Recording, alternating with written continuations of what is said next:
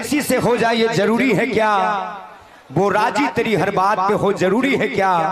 अरे जब हम मिले थे तो वो मौसम पतझड़ का था, प्यार सिर्फ बरसात में हो जरूरी है क्या, प्यार सिर्फ बरसात में। एक बार जोरदार तालियां भैया के लिए बजा दीजिए। इकलौता एक ऐसे एंकर है कि हंसाने और गुदगुदाने के तो काम करते हैं, बहुत नेक दिल इंसान है। मैं चाहता हूं कि हमारे बड़े भाई रुपेश भैया के लिए आप सब एक बार जोरदार ताली बजा दीजिए। कुछ सुना दीजिए ना, वो अचार वाला सुना दीजिए ना। हेलो हेलो, थोड़ा सा डिले रखिएगा भैया। हेलो हेलो हेलो, अचार वाला सुनाइए ना। ना ना, एक छोटा सा वाक्य सुनिए। अच्छा, जैसे ये साउंड वाले भैया बहुत अच्छे, बेंज वाले भैया बस छोटा सा बात।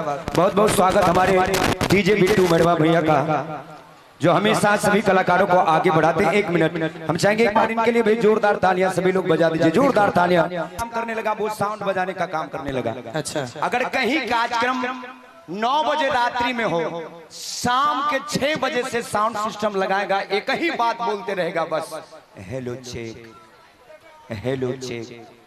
अब इतनी आदत लग गई, इतनी लत लग गई, वो जब सोता था तो सपने में भी एक ही बात बोलता था, हेलो चेक, हेलो चेक। अचानक एक दिन उसकी शादी हो गई। अच्छा। और अगले ही रात पत्नी के बगल में सोया हुआ था, मध्य रात्रि 1 बजे, सुहाग रात में। हाँ, मध्य रात्रि 1 बजे में सपने में फिर एक ही बात बोलना शुरू कर दिया, हेलो चेक, हेलो चेक। पत्नी से रहा नहीं गया, पत्नी उठी मारी एक लात, बोले ससुरा भर रात चेके करेगा कि प्रोग्रामों शुरू करेगा।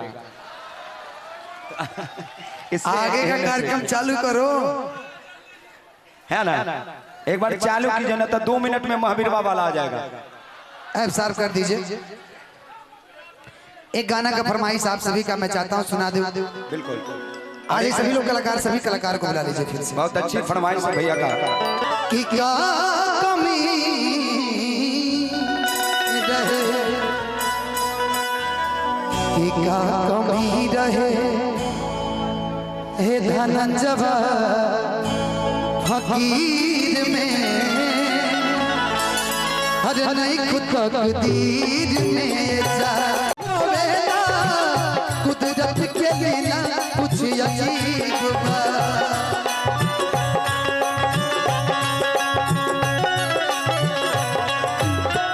सजमा धनंजय कहे फिर नहीं आई, अब तो जुदाई के दीवा।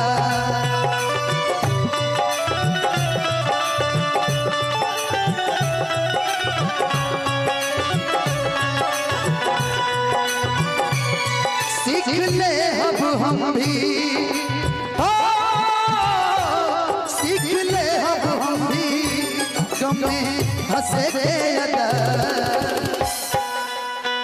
कि क्या कमी रहे, प्यार निकल हाथ के लकीर में, नहीं खुद तकदीर मेरा, निकल हाथ के लकीर में, नहीं खुद तकदीर मेरा, निकल हाथ के लकीर में, नहीं खुद तकदीर मेरा, निकल हाथ के लकीर में, नहीं खुद तकदीर मेरा।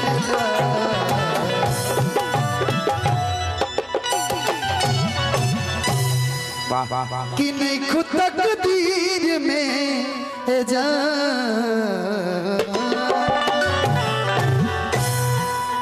एक जोरदार ताली हो। एक गाने का कब से फरमाइश आ रहा, मैं चाहता हूँ